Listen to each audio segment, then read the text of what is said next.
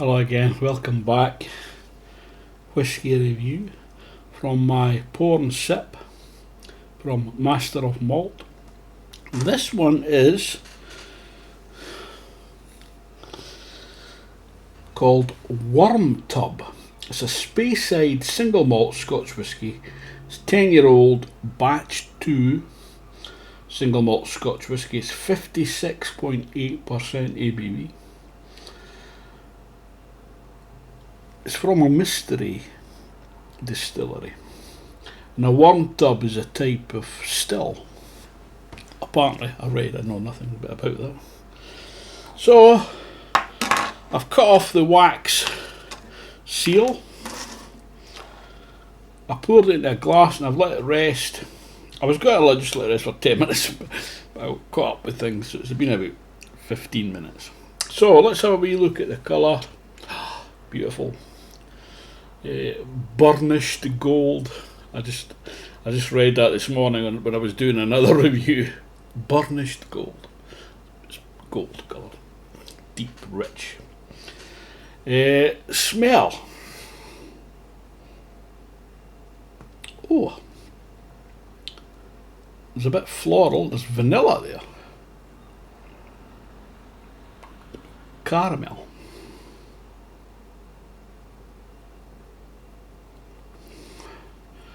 There is a sweetness, like it's not like a dark brown sugar or a muscovado, or I'm not getting any like molasses or treacle. I'm definitely getting like a sugary malt though. A bit of wood. There's a slight sweetness, yeah, a slight spiciness there. There's a lot going on. Let's see how it tastes. Slancha.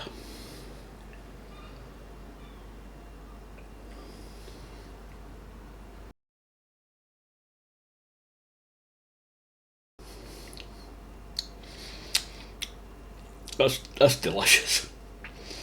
It's a bit strong. It does need some water.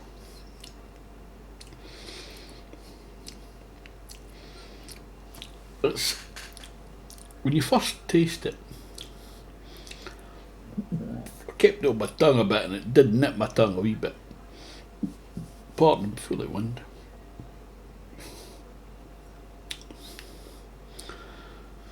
There's you get in vanilla and caramel or toffee malts, and there is a bit of that woodiness. It's not as pronounced as the smell, maybe. And then it's a bit like there's a fruitiness there as well. I've no idea, like a red fruit, like a dark fruit. In the aftertaste, you get that sweetness lingers quite a bit. And the toffee malts, a wee bit of woodiness and spiciness. It's very tasty. Let's have a look at the tasting notes. So I haven't read this. So it's Wormtub 10-year-old batch 2, 56.8%. It's just got distillery brand Wormtub. All you need to know. Wormtub condensers are a classic piece of old school distilling equipment, and this whisky is named after them. Made up of a long coiled copper tube, which is where they get their name from, housed in a large vat of cold water. The quicker condensation time means less copper contact with the spirit, bringing out more robust, heavy flavours in the whisky. Not many distilleries still use wormtubs these days, favouring more efficient condensers, though a few have kept them. This 10-year-old single malt was produced at one such distillery, though we can't tell you which one. What we can tell you is it comes from Speyside and was reracked into first fill sherry casks. That's the fruitiness I'm getting. Before being bottled at cask strength, without any added colour whatsoever. and it's packed full of meatiness, tangy sherried fruit, and a hefty helping of spices. Yeah, it's that dark, I was saying dark fruits, it's sherry. The nose, oily walnuts.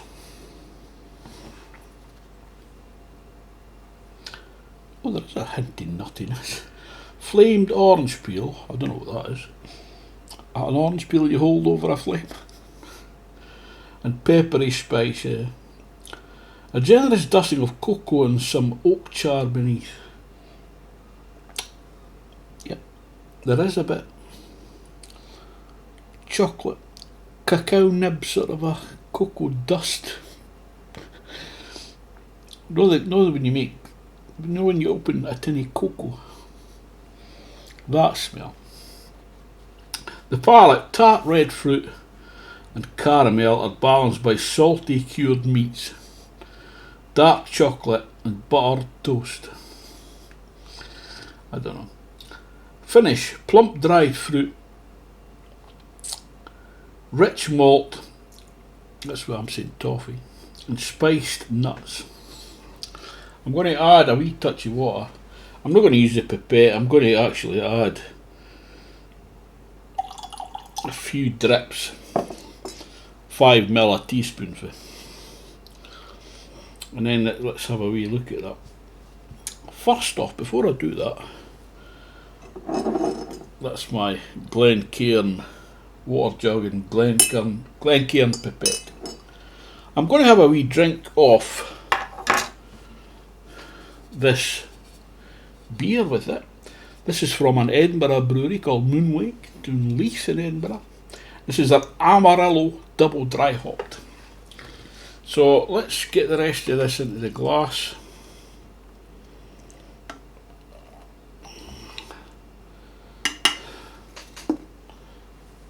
That's a lovely fruity floral beer.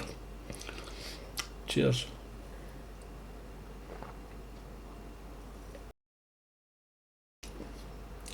Let's see, I think it has changed its character a wee bit.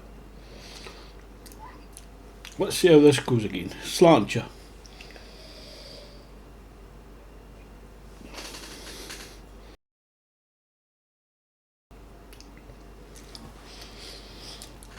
I am getting a bit of chocolate there like this time. Maybe on the finish. I'm getting that spiciness. I nearly coughed there, it felt stronger. That doesn't sound right to me. You dilute it and it's stronger. Maybe I took a bigger sip or something. Let's try the beer again. Pardon.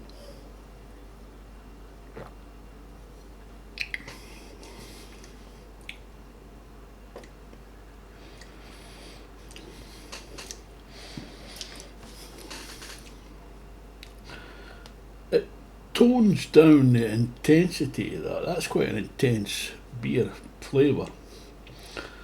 But it seems less intense. You're still getting the pininess and a wee bit of the fruitiness, but maybe not as much. Maybe it's not such a great pairing. Maybe this is too flavourful.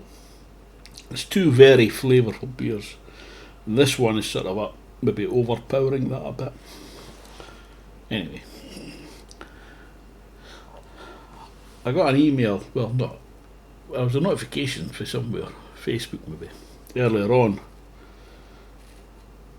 showcasing this. That's why I've chosen this for the review today, to sell a bottle of it, a 70 centilitre bottle, and it's very highly rated. But I wanted to try it before I bought it. That's the beauty of these sample bottles. Try before you buy. Let's have a wee look at the website. Okay, so much for keeping these videos under 10 minutes. It's $49.95. It's not cheap, that. Wormtub 10-year-old batch 2 whisky. 70 centilitre, 56.8%. The bottling note. First of all, no, this bottle has nothing to do with wriggly little pink bugs. Wormtub. Wormtubs are classic bits of distilling equipment, and the distinctive, heavy, robust flavours they create are prized by whisky fans. Yet those long copper coiled tubes housed in cold water in a large vat are sadly too rare these days, as many favoured more modern and efficient condensers. They're the vinyl of the whisky world. That's no bad thing. This expression takes some beautiful whisky that was at least 10 years old from a distillery in Speyside that uses wormtubs. That we can't name, but we think there will be a few among you who can work it out. I'm sure there is. Reracked into first fill sherry casks before bottling. It's bottled at natural cask strength, without any added caramel for colouring. Find us another whisky this cool at this price that showcases the beauty of the tub like this. I think I might buy it actually. The tasting notes by the Chaps of Master at Malt. And that's different to these pour and sip notes. The nose, there's a distinct forest floor note, as well as layers of dark chocolate flamed orange peel, punchy cassia and smoky oak. Cassia. Do you know what cassia is? I'm going to say not many people do. It's like a cinnamon. I never got, maybe there was a certain spiciness. I would never have said cassia. Of course they're experts. Palate. Through more sherried influence come flavours of salty jerky, caramel, tangy dried cranberries and oily walnuts. Finish long and rich. Overall rich, dense and moreish. We'd happily sit in a big old tub with this. Yeah. 50 quid. And then there'll be post and packing on top of that, eh? Let's see. Doesn't say what the P&P is, post and packing. The reviews are all, mostly 5 stars. And it is a cracking whisky. Oh, these smells, that caramel and spices and woodiness.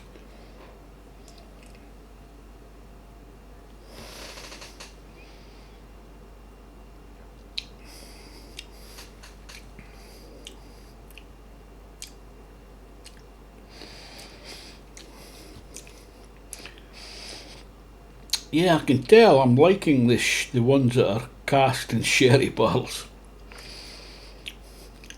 That fruitiness and richness. That's a very nice whisky indeed. Whether I'll buy the bottle, I don't know. It's a lot of money, isn't it? I've got so much whisky. Anyway, I'll put it on the list. Sorry to ramble on so long. Thanks for watching. I'll see you next time, hopefully. Ta-ta for now. Slant ya.